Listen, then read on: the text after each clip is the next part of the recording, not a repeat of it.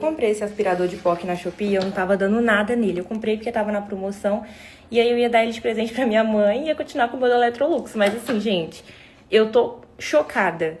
Além dele ter esse design bem moderno, ele é bem levinho de usar. A rodinha desliza muito bem, porque o meu da Electrolux ele dá uma agarradinha, mas eu achei que era normal. E ele puxa tudo, gente.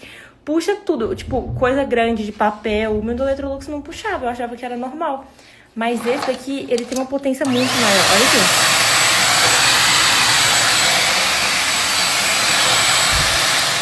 Depois eu vou passar na sujeira pra vocês verem. Sério.